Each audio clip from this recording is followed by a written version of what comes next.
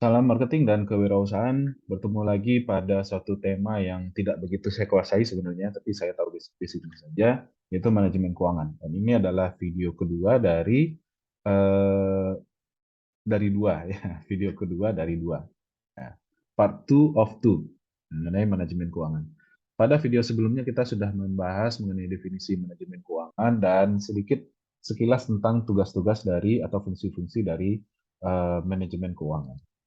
Oke, nah pada video kali ini kita mau membahas apa sih hubungan keuangan dengan ekonomi gitu. Nah, ekonomi ini maksudnya ekonomi secara keseluruhan, ekonomi negara, atau kalau perusahaannya lebih besar, perusahaannya adalah perusahaan yang sudah berskala internasional atau global, maka ya tentu ekonomi dunia yang diperhatikan oleh manajer keuangan. Manajer keuangan harus memahami masalah ekonomi dan berjaga-jaga terhadap konsekuensi dari berbagai tingkat perubahan aktivitas dan kebijakan ekonomi. Ya, misalnya Anda memiliki perusahaan ekspor impor misalnya. Tiba-tiba muncul kebijakan pemerintah dilarang ekspor misalnya, ya kan? Nah, ini kan beberapa pernah terjadi komoditas-komoditas yang langka di Indonesia, ya kan? Dan harganya kebetulan mahal di luar negeri. Sebenarnya bagi perusahaan akan lebih menguntungkan kalau dia mengekspor komoditinya itu gitu. Eh, tetapi ternyata karena lagi langka di Indonesia dan harganya lagi mahal, maka pemerintah bisa saja mengeluarkan regulasi dilarang sementara untuk melakukan ekspor komoditi ini ke luar negeri.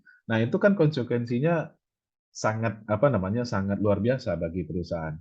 Nah, si manajer keuangan dia harus paham itu dan dia harus update terus mengenai hal-hal seperti itu. Ya kan? Nah, itu untuk skala besar. Dalam skala kecil ya misalnya regulasi-regulasi terkait dengan pengelolaan perusahaan, ya kan, terkait dengan pencatatan keuangan dan lain-lain sebagainya. Nah, bagaimana caranya si manajer keuangan itu dia harus memahami masalah ekonomi, dia akan menggunakan teori ekonomi sebagai pedoman untuk efisiensi operasi perusahaan. Contohnya, dia itu selalu memperhatikan analisa atau dia selalu mengandalkan analisa penawaran dan permintaan. Ya, permintaan dan penawaran itu kan ekonomi juga ya.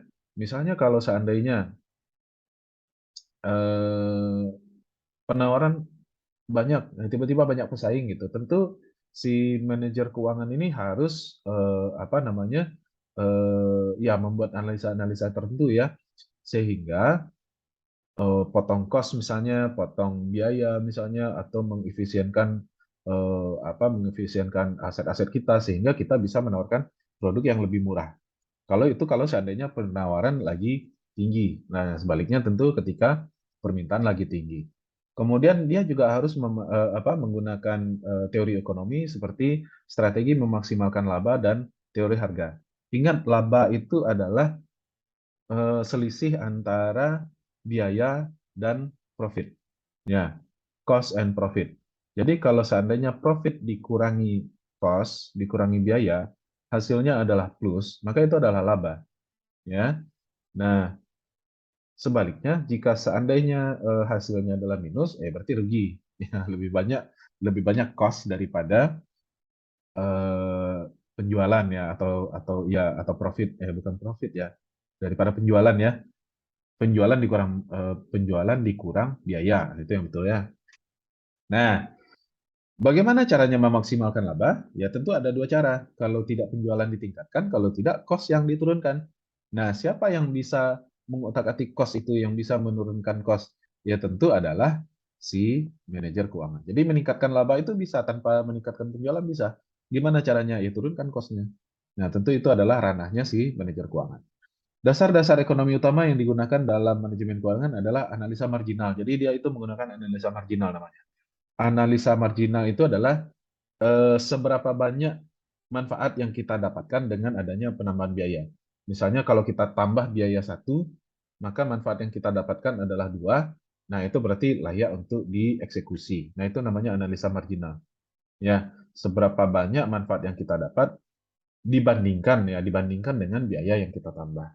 Nah, tentu kalau untuk analisanya yang lebih detail, tentu kita harus belajar kepada ahli-ahli manajemen keuangan, ya. Nah, kemudian, hubungan keuangan dengan akuntansi. Pertama, mungkin masih ada yang agak kebingungan apa sih bedanya manajer keuangan dengan akuntan gitu. Bedanya adalah akuntan atau akuntansi itu tugasnya mencatat saja. Jadi tugasnya mencatat. Tapi kalau manajer keuangan, yaitu menggunakan catatan tersebut untuk membuat kebijakan atau membuat keputusan. Nah, fungsi utama akuntan adalah menghasilkan dan menyediakan data. Jadi dia itu menyediakan data karena dia mencatat kan, berarti kan yang punya data dia. Dia menyediakan data untuk mengukur keadaan perusahaan, apakah perusahaan lagi berlaba, perusahaan lagi merugi, perusahaan lagi gimana gitu ya, menetapkan posisi keuangan dan membayar pajak.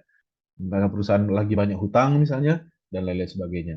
Pendekatan yang biasanya digunakan oleh akuntan yaitu metode akrual, yaitu lebih menekankan pada metode kas untuk menjaga kemampuan perusahaan dalam melunasi hutangnya dengan menganalisa dan merencanakan aliran uang.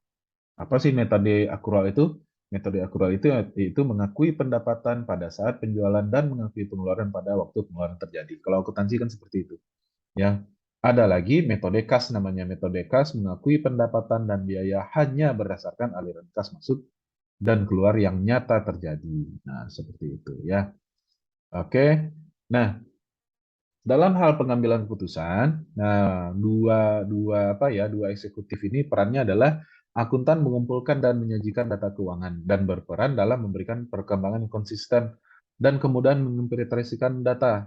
Jadi data yang ditampilkan itu data yang harus mudah diinterpretasikan, tergantung dari siapa user dari data tersebut.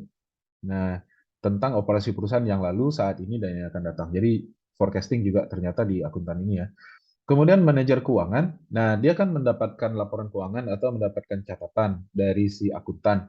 Manajer keuangan ini akan mengevaluasi laporan akuntan, mengembangkan data tambahan dan membuat keputusan. Nah, itu ininya produk utama manajer keuangan itu. Dia membuat keputusan. Akuntan tidak buat keputusan. Nah, membuat keputusan yang didasarkan atas perkiraan dari pengembalian dan risiko. Jadi dia memuturkan untung ruginya. Untung tentu pengembalian, rugi tentu risiko ya. Data tersebut digunakan setelah ada penyesuaian dan analisa sebagai input yang penting dalam proses pengambilan keputusan. Nah, tujuan dari manajer keuangan itu, aktivitas seorang manajer keuangan berhubungan dengan analisa keuangan dan perencanaan keputusan investasi dan keputusan pembiayaan investasi yang diambil untuk mencapai tujuan si pemegang saham. Jadi tujuannya memang tujuan pemegang saham ya, pemilik perusahaan. Jadi sebenarnya perusahaan itu didirikan ya untuk melayani tujuan pemegang saham atau melayani tujuan si pemilik perusahaan gitu ya. Apa tujuannya? Tentu memaksimalkan laba, ya, memaksimalkan laba atau memaksimalkan kekayaan pemegang saham. Laba perusahaan biasanya diukur menurut pendapatan per saham atau PPS. Nah, yaitu hasil yang diperoleh pada suatu periode untuk setiap saham yang biasa beredar. Jadi, misalnya pendapatannya adalah sekian miliar misalnya. Sementara saham yang beredar adalah sebanyak 1 juta. Nanti dihitung jumlah pendapatan tersebut dibagi saham. Nah, dibagi 1 juta gitu. Jadi yang sekian miliar tadi dibagi 1 juta lembar saham. Nanti dapatlah PPS itu. Jadi PPS itu adalah pendapatan per saham. Dua hal penting untuk memaksimalisasi harga per lembar saham yaitu pertama nilai tambah ekonomi. Nilai tambah ekonomi ada yang positif, ada yang negatif. Ini salah nih, pakai P, positif dan negatif ya.